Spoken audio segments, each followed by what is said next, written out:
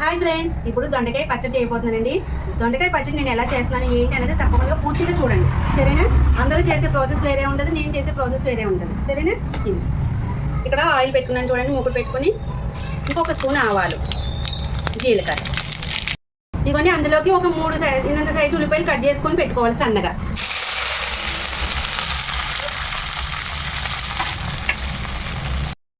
ఇవి light brown colour వచ్చేంత వరకు వేయించుకోవాలి.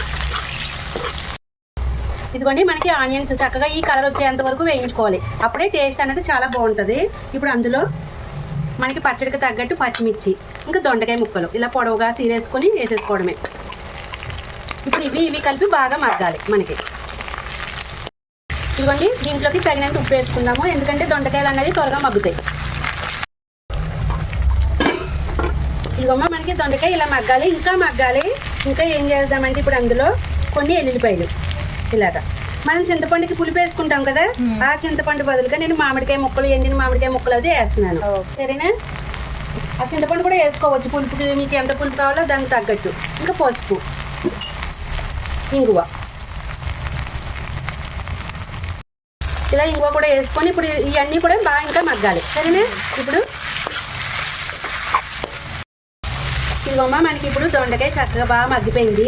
ఇప్పుడు చల్లారనిద్దాం, గ్యాస్ బంద్ చేసి. ఓకే, ఇదిగోమ్మ, ఇది చల్లారిపోయింది. ఇప్పుడు మిక్సీ పట్టుకుంటా. మరీ మెత్తగా కాదు, కొంచెం బరకగా పట్టుకోవాలి.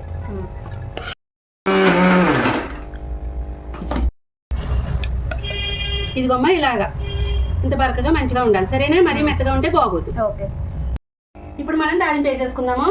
అదే మూగుడులో ఆయిల్ వేసి పెట్టుకున్నాను నేను. ఇప్పుడు అందులో కొంచెం శనగపప్పు, 1 స్పూన్ మినపప్పు, జీలకర్ర, కొంచెం ఆవాలు. ఇదిగోమ్మ, వేగిపోయినాయి కదా. ఇప్పుడు ఎండుమిర్చి, కొంచెం కలిపి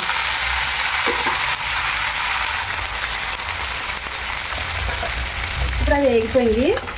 ఈ దొండకాయ పచ్చడిని అందులో వేసేసుకోవాలి.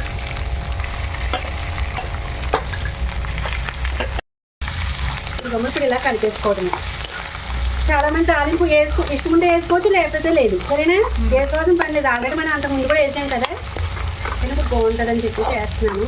ఇష్టముంటే వేసుకోండి, లేకపోతే పచ్చడి అయితే ఇలా చేసుకుంటే చాలా బాగుంటుంది. మనకి దొండకాయ ఫ్లేవర్ అనేది బాగా తెలుస్తుంది. అందులో టమాటాలు అవి అలాంటివి ఏమి వేసేయకుండా ఇలాగా ఓన్లీ టమాటా ఉల్లిపాయతో చేసుకుంటే బాగుంటుంది. ఉల్లిపాయ ఎందుకు వేసానంటే కొంచెం ఆ ఉల్లిపాయలో ఉన్న తీపి అనేది దానికి తగిలి సూపర్ టేస్ట్ ఇస్తుంది అనమాట పచ్చడి అనేది, సరేనా? ఇదిగోమ్మ, మనకి దొండకాయ పచ్చడి రెడీ. గ్యాస్ బంద్ చేసేస్తాం. సూపర్.